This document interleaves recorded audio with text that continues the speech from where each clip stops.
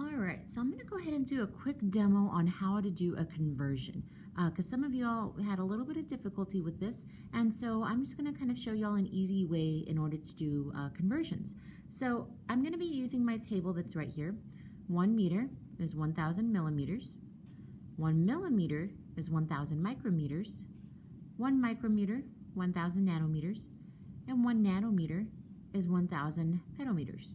Okay, so if you notice over here, okay, so these are my bigger units, and over here I'm going smaller. All right, so let's look at our first one as an example.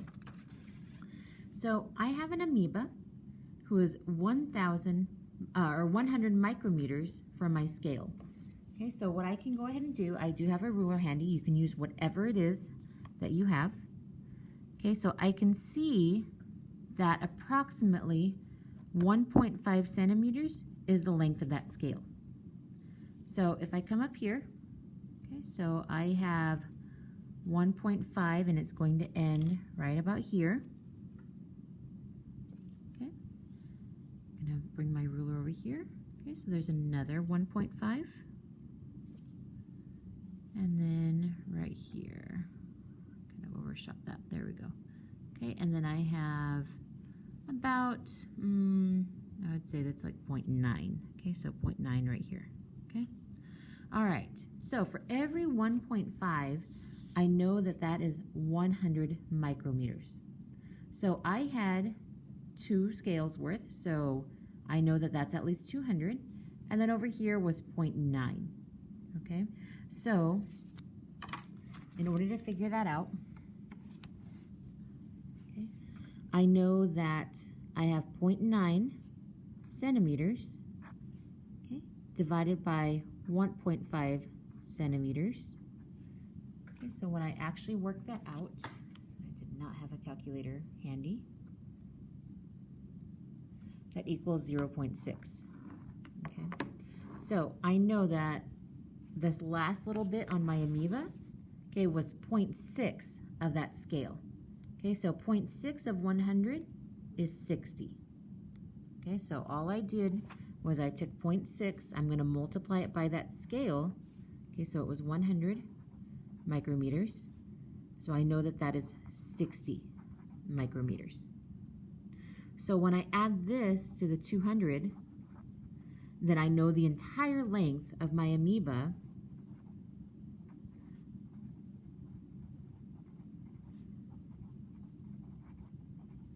is 260 micrometers. Okay, hopefully that wasn't too confusing. So next, if I look at this worksheet, okay, so I have my length of my amoeba in micrometers. That was 260. I need to convert that into millimeters. All right, so I'm going to use this scale here, and I can see that, let's see here, 1,000 micrometers equals 1 millimeter.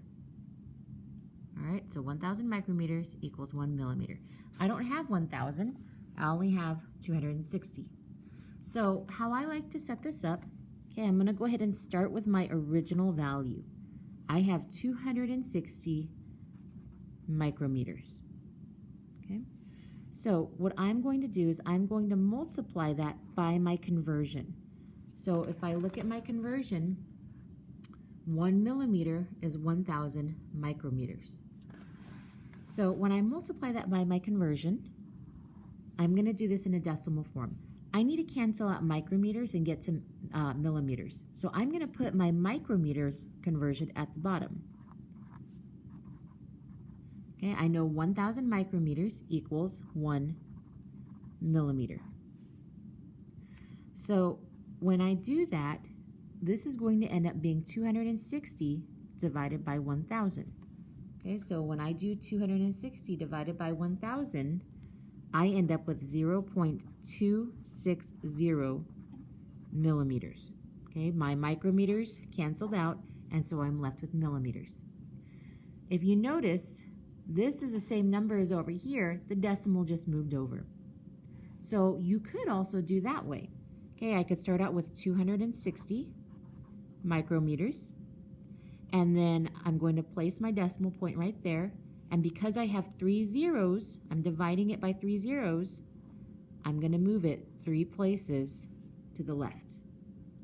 Okay, so then that would equal 0.260 millimeters. Now let's say that I want to do the opposite. This is a little bit extra. Okay, so let's say that I have millimeters and I want to go to micrometers. So I'm going to do the same thing. I'm going to make up a number. Okay, I'm just going to make up 520 millimeters. Okay, let's say that I want to go to micrometers. I'm going to do the same thing. I'm going to multiply it by my conversion. I need to get rid of millimeters, so that means I need to put millimeters at the bottom. I know on my conversion 1 millimeter equals 1,000 micrometers. That cancels out millimeters. So now I have 520 multiplied by 1,000. So I have 520,000 micrometers. Okay, same thing. I have 3 zeros. Okay, easier way to do this. Okay, if I start out with my original number, I'm going to put my pen where that decimal point is at. Because I'm multiplying by 1,000, I can move my decimal point 3 places to the right.